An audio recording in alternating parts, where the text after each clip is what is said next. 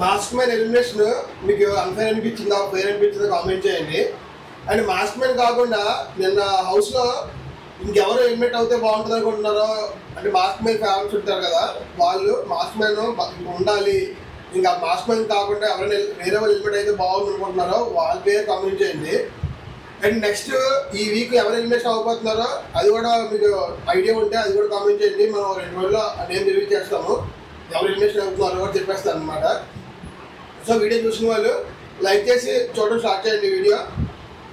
ఈ వీడియోలోకి వెళ్తే నిన్న నాగార్జున సార్ సంజన గారికి, నాగార్జున సార్ కాదు బీబీ టీం సంజన గారికి సపోర్ట్ చేస్తున్నట్టు అనిపించింది నాకు.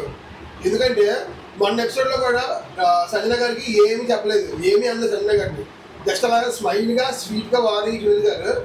నిన్న ఎపిసోడ్లో కూడా సంజన గారిని ఏమి అనలేదు, నిన్న ఎపిసోడ్లో కూడా సంజన గారిని ఏమి అనలేదు. ఎందుకంటే రామురతల విషయంలో నువ్వు ఎక్కడి నుంచి వచ్చావో తెలుసుకోరా బాబు అన్నారు సంజన గారు. ఆ మాట కరెక్ట్, నిజంగా ఆవిడ ఇంటెన్షన్ రాంగ్ అని అన్నారు. ఆవిడ తెలుగు రాక సగం మాట్లాడేది, తెలుగు వచ్చేది కరెక్ట్గా ఓడొచ్చేది బయటికి, సంజన గారి నోటి ద్వారా కరెక్ట్గా వచ్చేది. ఆవిడ తెలుగు సరిగ్గా రాక ఎక్కడి నుంచి వచ్చావో తెలుసుకో అని సగం మాట్లాడలేదు. ఆవిడ తెలుగు వచ్చుంటే కరెక్ట్గా పూర్తి సెంటెన్స్ వచ్చేది, ఆవిడ నెగిటివ్ అయ్యేవారు. కానీ నెగిటివ్ అయ్యేటట్టు నాగార్జున గారు అయితే ఏం చెప్పలేదు, పాజిటివ్గా చెప్పారు. అది రాంగ్ కాదు, కరెక్ట్ అని. మీకు ఎంతమందికి అనిపించింది అది కరెక్ట్, అది రాంగ్ అని చెప్పేసి ఆవిడ రాంగ్ ఇన్వెస్ట్లో మాట్లాడారు సంజన గారు, ఎక్కడి నుంచి వచ్చావో తెలుసుకో అని మీకు ఎంతమంది రాంగ్ అనిపిస్తుందో కామెంట్ చేయండి. నాకైతే మాత్రం నా పర్సనల్ ఒపీనియన్ మాత్రం సంజన గారు అనేది 90% నాకు రాంగ్ అనిపించింది. ఎందుకంటే ఎక్కడి నుంచి వచ్చావో అన్నమాట మనం 2 విధాలుగా వాడచ్చు. ఫర్ ఎగ్జాంపుల్ ఎమాన్యుల్ చెప్పాడు, ఎమాన్యుల్ నిల్చోబెట్టినప్పుడు ఎమాన్యుల్ చెప్పాడు, ఎమాన్యుల్ ఆ మాట రాంగా కరెక్టా అంటే, సార్ నేను కామెంట్ చేసినప్పుడు ఎక్కడి నుంచి వచ్చాడు కానీ కామెడీలో చేస్తున్నారంటే అది కరెక్ట్ సార్, కాకపోతే ఎక్కడి నుంచి వచ్చారో అలా చేస్తున్నాం అంటే అది రాంగ్ సార్ అని చెప్పాడు. కరెక్టే కదా. అక్కడ ఆవిడ పాజిటివ్ సిచ్యువేషన్ అనలేదు, నెగిటివ్ సిచ్యువేషన్ అన్నది కాబట్టి అది రాంగే, 90% రాంగే. ఆ రోజు ఎపిసోడ్లో కూడా ఎమాన్యుల్, భరణి, తనుజ అందరూ అన్నారు అది రాంగు అని. కానీ నిన్న ఎపిసోడ్లో ఎందుకు ఎవరు మాట్లాడలేదు? నిన్న ఎపిసోడ్లో అసలు ఎవ్వరు కూడా మాట్లాడలేదు. బీబీటీని చెప్పినట్టే చెప్తున్నారేమో వాళ్ళకి, అదంతా స్కిట్ అనే ఫీలింగ్ వచ్చేస్తుంది జనానికి కాదు, నా ఫీలింగ్ ఇది. ఎవరి ఫీలింగ్ నేను చెప్పట్లేదు, నా ఫీలింగ్ చెప్తున్నాను. ఎవరు ఎందుకు మాట్లాడలేదు? వాళ్ళకి ఆ రోజు ఎంతమంది మాట్లాడారు అది రాంగ్, వాళ్ళకి అనకూడదు అని చెప్పి. ఈవెన్ సుమన్ శెట్టి కూడా అన్నాడు ఆ రోజు అది రాంగ్ అని చెప్పేసి. ఈరోజు వీడియో వచ్చిన తర్వాత అది చూసి సార్ అది మాకు రాంగ్ అనిపించింది సార్ అని ఎందుకు చెప్పలేదు? అట్లీస్ట్ 2-3 హ్యాండ్ లేపినా సరే అది రాంగ్గా పోటీ అయ్యేది సంజన గారి మీద. కానీ ఎందుకని రాంగ్గా పోటీ రావన్నట్లేదు సంజన గారి మీద. సంజన గారికి పాజిటివ్ ఉన్నదంతా తీసుకొని చూపెడుతున్నారు అబ్బా సంజన గారికి. నెగిటివ్ అన్నది అసలు ఎక్కడా చూపించట్లేదు, పాజిటివ్. అండ్ నిన్న సంజనకి మన రీతుకి గేమ్ పెడతారు.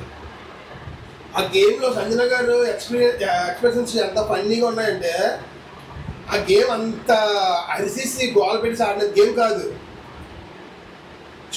గేమ్ స్టార్ట్ అయిన కానీ అప్పుడు అని అడుగుతుంది, ఏదో కరాటే మాస్టర్ లాగా. అసలు రీతు గప్పు చెప్పున ఆడింది గేమ్.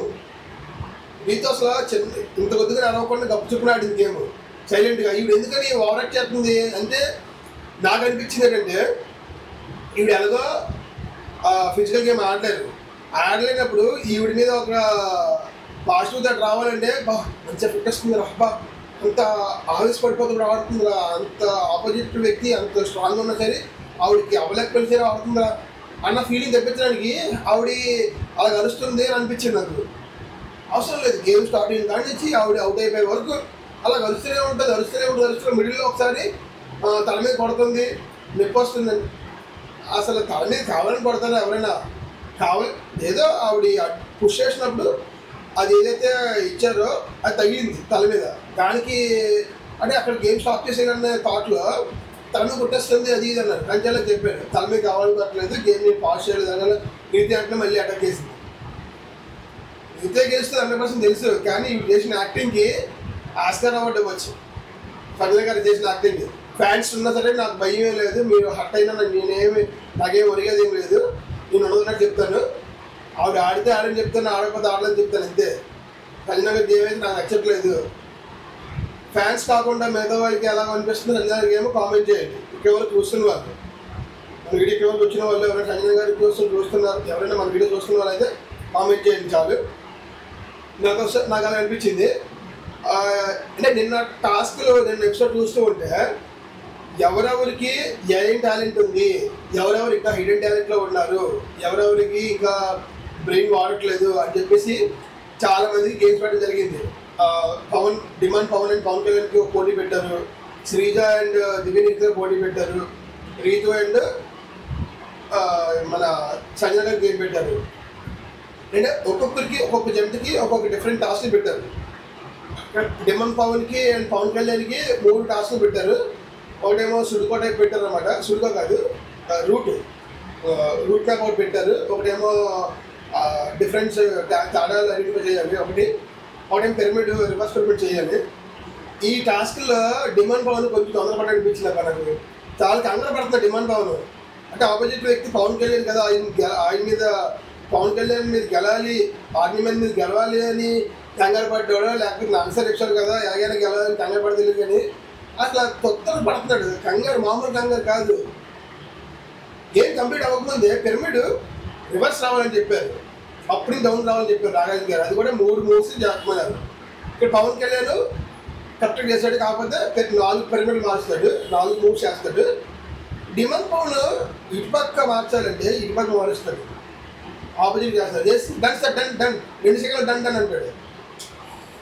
ఒకటి ఫస్ట్ గేమ్. సెకండ్ గేమ్ ఏం చేస్తాడు, సెకండ్ గేమ్ తేడాలు ఐడెంటిఫై చేయాలి. 5 తేడాలు, 5 తేడాలు ఇటుపక్క 2 ఇటుపక్క 3 పెట్టి అయిపోయింది sir done sir done sir. అసలు ఇది చాలా ఈజీ టాస్క్లు. అసలు అలాంటి సోషల్ మీడియా ప్లాట్ఫామ్లో ఉన్న డిమాండ్ పవన్ లాంటి వ్యక్తికి చాలా ఈజీ, డెడ్ ఈజీ అనొచ్చు. ఏ ఎఫెక్ట్ లేకుండా చాలా ఈజీగా ఐడెంటిఫై చేసేచ్చు అలాంటివన్నీ. సోషల్ మీడియాలో పవన్ కళ్యాణ్ నిజంగా టఫ్, ఎందుకంటే ఆయన అలాంటి గేమ్స్ ఆడొచ్చు ఆడకపోవచ్చు. సోషల్ మీడియాలో ఆయన లేరు కాబట్టి సోషల్ మీడియాలో ఉన్న వ్యక్తికి అలాంటి చాలా ఈజీగా ఆడేవచ్చు. అంత చిన్న లాజిక్ ఒక పక్క 2 ఒక పక్క 3 పెట్టి ఎలాగ 5 చేసాడో అర్థం కాలేదు డిమాండ్ పవన్. చెప్తే కంగారు మామూలు కంగారు కాదు డిమాండ్ పవన్కి. ఇంకోటి ఇక్కడ కూడా డిమాండ్ పవన్ ఓడిపోయాడు. ఇక్కడేమో మన పవన్ కళ్యాణ్ గెలిచాడు. పవన్ కళ్యాణ్ గెలిచాడంటే టైం అయిపోయిన తర్వాత పవన్ కళ్యాణ్ చెప్పాడు, ఐడెంటిఫై చేశాడు అనమాట. ఒక పక్కే పెట్టాడు పవన్ కళ్యాణ్. డిమాండ్ పవన్ కళ్యాణ్ ఇద్దరు 4 పెట్టారు, కానీ డిమాండ్ పవన్ కంగారు పడిపోయి 5 అనిసాడు. పవన్ కళ్యాణ్ మాత్రం 4 చెప్పాడు, 4 ఉన్నాయి అక్కడ. 4 పెట్టారు, 5 లాస్ట్ నాగార్జున గారు ఇంటి ఇస్తున్నప్పుడు టైంలో చెప్పాడు పవన్ కళ్యాణ్. దానికి పాయింట్ రాలేదు. Last but not least route map కనుక్కోవాలి. ర్యాబిట్ ఉంది, క్యారెట్స్ ఉన్నాయి, దాని రూట్ మ్యాప్ కనుక్కోవాలి. ఇక్కడ ఇద్దరు చేసిన మిస్టేక్ ఏంటంటే ఫస్ట్గానే వాళ్ళు ఆ రూట్ మ్యాప్కి లైన్స్ వేసేస్తారు. లైన్స్ వేయకుండా వీళ్ళు నాకు అనిపించింది ఏంటంటే రివర్స్లో నుంచి ఏది క్యారెట్స్ ఉన్నాయో క్యారెట్స్ నుంచి రూట్ మ్యాప్ కనుక్కుంటే ఈజీగా తెలిసిపోతుంది రూట్ మ్యాప్. ఎందుకంటే ఆ స్టార్టింగ్ వచ్చినప్పుడు రూట్ మ్యాప్ ఒకటి ఎలా ఉంటుంది, కానీ ఎండ్కి బై ద ఎండ్ వెళ్ళినప్పుడు ఒకటే రూట్ వస్తుంది. సో ఒకటే రూట్ కాబట్టి ఇందులో నుంచి వస్తే మనకు అర్థమైపోతుంది ఆటోమేటిక్గా. ఇందులో నుంచి వస్తే ఏంటవుతుంది రూట్ అర్థమైపోతే ఇది చూసుకుంటూ గీయకుండా ఇది చూసుకొని అప్పుడు అలా గీసుకొని వస్తే ఈజీగా అయిపోయింది గేమ్. ఆ లాజిక్ కొంచెం మిస్ అయ్యింది ఇద్దరున. సో ఇక ఇద్దరికి పాయింట్లు అదే వచ్చింది, డిమాండ్ పాయింట్ వచ్చింది. ఒకటి ఏంటంటే డిమాండ్ పాయింట్ వచ్చింది, జస్ట్ 2 సెకండ్లో పవన్ కళ్యాణ్ పాయింట్ రాలేదు. సో ఇక డిమాండ్ ఒక పాయింట్ వచ్చింది. శ్రీజాకి అండ్ దివ్యనీతికి టాస్క్ వేరే ఇచ్చారు. ఆ నాగార్జున గారు అంటారు అసలు మీ ఇద్దరికి నేను టాస్క్ కలిగిస్తాను అనుకున్నారు, అది కంపేర్ ఏం చేసుకున్నారు మీ ఇద్దరు. ఆవిడేమో అక్కడ లేదు, నువ్వేమో ఇక్కడ వాళ్ళన్నిటి మాట్లాడారు శ్రీజ గారు నాగార్జున గారు. దివ్యనీత అండ్ శ్రీజాకి టాస్క్ ఏంటంటే ఎవరైతే ఉన్నారో అవర్స్ కంటెస్టెంట్స్ వాళ్ళని ఇమిటేట్ చేయాలి. అంటే దివ్యనీత ఒక ముగ్గురిని, శ్రీజ ముగ్గురిని ఇమిటేట్ చేయాలి. ఇది టాస్క్ జస్ట్ ఫన్నీ అంతే. అంటే టాస్క్ ఇచ్చుంటే బాగుంది అనిపించింది నాకు కూడా. దివ్యనీతికి అండ్ శ్రీజాకి టాస్క్ ఏది ఇచ్చుంటే బాగుండు, ఇలా ఇంప్రెషన్ కాకుండా. ఇప్పుడు రీతు అండ్ సంజన గారికి టాస్క్ ఇచ్చారు, పవన్ కళ్యాణ్ అండ్ డిమాండ్ పవన్కి టాస్క్ ఇచ్చారు. అలాగే వీళ్ళకి ఏది టాస్క్ ఇచ్చుంటే దివ్యనీత పర్ఫార్మెన్స్ తెలిసేది అనిపించింది నాకు. దివ్యనీత అంటే ఎవరు స్ట్రాంగ్ ఇద్దరు తెలుస్తుంది మనకి. ఎవరి స్ట్రాంగ్ తెలుస్తుంది కదా. ఇప్పుడు అక్కడ తేలింది, ఇక్కడ ఇద్దరు బాగానే ఆడారు, ఇక్కడ తేలుతుంది కదా. శ్రీజ అండ్ దివ్యనిక్తున్నప్పుడు ఎవరు స్ట్రాంగ్ తెలుస్తుంది మనకి. శ్రీజ ఒకవేళ దివ్యనిక్తను ఓడించగలదా, లేదంటే దివ్యనిక్త శ్రీజ ఓడిపోతుందా, పోటీ చేస్తుందా లేదా అని మనకు తెలుస్తుంది. సో అది మిస్ అయ్యింది, అది మిస్ అయ్యి అనిపించింది నాకు. నేను ఎగ్జైట్మెంట్తో చూస్తున్నాను వీడియో. చూస్తున్నప్పుడు ఏదైతే టాస్క్ ఇచ్చారో స్క్రిప్ట్ లాగా, అంటే ఐ మీన్ వాళ్ళని ఇంప్లీట్ చేయడం అనేది, అది ఎందుకో నాకు నచ్చలేదు. అంటే అంత కిక్ అనిపించలేదు. మీకు ఎలా అనిపించింది కామెంట్ చేయండి ఇక్కడ చూస్తున్న వాళ్ళు అయితే. అయితే ముగ్గురు శ్రీజ ముగ్గురు ఇన్వైట్ చేసింది, దివ్యనిక్త ముగ్గురు ఇన్వైట్ చేసింది. కానీ ఈ ఇన్విటేషన్ అనేది కరెక్ట్గా వర్కౌట్ అవ్వలేదు. అవ్వదు ఇన్విటేషన్ అనేది. ఈ ఇన్విటేషన్ లాంటి వాళ్ళకి వాళ్ళంటే డిమాండ్ లాంటి వాళ్ళకి మిమిక్రీ చేసిన వాళ్ళకి ఇస్తే వాళ్ళు కొంచెం వాళ్ళ వాయిస్తో ఇన్విట్ చేస్తారు కాబట్టి కొంచెం మనం చూడాలనిపిస్తుంది, కామెడీ వస్తుంది. వీళ్ళ వాయిస్ తోటి చేస్తుంటే ఆ ఇన్విటేషన్ అంతగా వర్కౌట్ అవ్వదు. అది వర్కౌట్ అవ్వలేదు. రిమైనింగ్ 2 టిప్స్ చూసుకుంటే అది వర్కౌట్ అవ్వలేదు. సో ఇక్కడ నిన్న ఎలిమినేషన్ ప్రాసెస్ సేవింగ్ ప్రాసెస్ కూడా ఫస్ట్ సంజన అండ్ ఫ్లోరా గారు సేవ్ చేస్తారప్ప. ఫస్టే సంజన గారు అండ్ ఫ్లోరా గారు సేవ్ చేసినప్పుడు సంజన గారు చిన్న స్మైల్ ఇస్తారు. అంటే ఈవిడ ఈ బిగ్ బాస్ చేస్తున్న మిస్టేక్ తెలియదు, కావాలని చెప్పడం తెలియదు. కానీ సంజన గారిని లాస్ట్ వరకు ఉంచితే, డేంజర్ జోన్లో ఉంచితే ఆవిడకి అర్థమవుతుంది ఆవిడ చేసింది రాంగ్ అని. కానీ బిగ్ బాస్ బాటమాడికి ఆ కంటెంట్ కావాలనే వీళ్ళు స్టార్టింగ్లో సేవ్ చేస్తున్నారు, వీడికి ఇంకా ఎనర్జీ ఇస్తున్నారు. అంటే ఇప్పుడు సంజన గారు ఏమనుకుంటారంటే నేను చేస్తుంది కరెక్టే, నేను చేస్తుంది రైటే, బయటికి బాగానే వెళ్తుంది, పాజిటివ్గా వెళ్తుంది, సో మనం చేయొచ్చు, పర్లేదు, మనం సేవ్ అవుతున్నాం అంటే, ఓట్లు పడుతున్నాయంటే ఈ పని మనం చేయొచ్చు, ఎవరేమనుకున్నా పర్లేదు మనం చేయొచ్చు అని ఫీల్ అవుతారు ఖచ్చితంగా. అదే కదా అంటున్నారు మా ధరణి గారు పడతారు కూడా. ధరణి గారు సిగ్గులేదని ఇక్కడ అన్నప్పుడు అది నీ పర్స్పెక్టివ్లో రాంగ్, నాకు కరెక్టే కదా, చాలా మంది అవుతున్నారు కదా అని అంటారు. అది ఆలోచన ఉండిపోతారు వాడికి. ఇది కరెక్ట్, నువ్వు చేసిన కరెక్టే, నేను చేసిన రాంగ్ కాదు, ఇదే కంటిన్యూ చేస్తాను అన్న ఫీలింగ్ ఉండిపోతారు. అదే డేంజర్ జోన్లోకి వెళ్తే ఆవిడకి కొంచెం భయం వస్తుంది. అమ్మో మనం రాంగ్గా పోటీ అవుతున్నాము, మారవాలి, గేమ్ మార్చాలి అని ఫీల్ వస్తుంది. బట్ ఆవిడకైతే ఫస్ట్ ఎలిమెంట్ సేవ్ అవ్వడం వల్ల ఆవిడ చాలా అంటే సెల్ఫ్ మోటివేషన్ ఎక్కువైపోద్ది. చూద్దాం నెక్స్ట్ ఏమవుతుందో. నెక్స్ట్ వీక్ టాలెంట్ కాబట్టి సంజన గారు ఒక వారం పాటు ఏమైనా వర్క్ చేస్తుంది, వర్క్ కూడా చేద్దాం. ఏదైనా వర్క్ చెప్తే ఆ కడుపు గొడవ పెడుతుంది ఖచ్చితంగా గొడవ అవుతుంది. టాలెంట్లో ఉన్నా, ఓనర్లో ఉన్నా, ఎక్కడున్నా గొడవే ఆవిడకి. ఆవిడకి కంటెంట్ కావాలి కాబట్టి గొడవ పెడుతుంది ఖచ్చితంగా. సో ఫస్ట్ వాళ్ళిద్దరూ సేవ్ అయిపోతారు. నెక్స్ట్ ఏమో డేంజర్ జోన్లో లాస్ట్ వరకు ఉన్నది దివ్యనిక్త గారు, శ్రీజ, మాస్క్ మ్యాన్. ఇక్కడ ఇన్స్టాగ్రామ్లో 2-3 రోజులు చూస్తాను. ఇన్స్టాగ్రామ్లో ఈ ఎపిసోడ్ గురించి కాదు, లాస్ట్ వీక్ ఎపిసోడ్ కూడా ఇన్స్టాగ్రామ్లో కొంతమంది ఇన్ఫ్లుయెన్సర్స్ ఎపిసోడ్ చూడకుండా రివ్యూ చేస్తున్నారు. అది కరెక్ట్ కానే కాదు. చూస్తున్న వాళ్ళు ఎపిసోడ్ చూసి రివ్యూ చేస్తున్న వాళ్ళు ఎపిసోడ్ చూడకుండా ఎవరో చెప్పింది విని అది రివ్యూ చేస్తున్నారు. ఎందుకంటే నేను ఎందుకు చెప్తున్నానంటే, నిన్న చూసిన వీడియో, నేను ఇన్స్టాగ్రామ్లో ఇన్ఫ్లుయెన్సర్ చూసిన video, Sreeja and mask man డేంజర్లో ఉన్నారు. లాస్ట్ వరకు శ్రీజ అండ్ మాస్క్ మ్యాన్ డేంజర్లో ఉన్నారు. డేంజర్లో నుండి మాస్క్ మ్యాన్ ఎలిమినేట్ అవుతాడు. మాస్క్ మ్యాన్ ఎలిమినేట్ అయితే కరెక్టే, కానీ శ్రీజ అండ్ మాస్క్ మ్యాన్ డేంజర్లో ఉన్నారని ఎందుకు అన్నారు? శ్రీజ కోట్లు పడలేదు, శ్రీజ కన్నా ముందే సేవ్ అయిపోయింది దివ్యనిక్త అని చెప్పారు. ఎందుకు చెప్పారు అలాగా? అది కరెక్ట్ కానే కాదు నాకు అనిపిస్తుంది. ఏదైతే ఉందో అది కరెక్ట్ చెప్పండి, జనానికి అది అర్థమవుతుంది. మీరు వ్యూస్ కోసం, దానికోసం, దీనికోసం చెప్తే వేస్ట్ ఆఫ్ టైం. అది జనంలో నెగిటివ్ వచ్చేస్తుంది.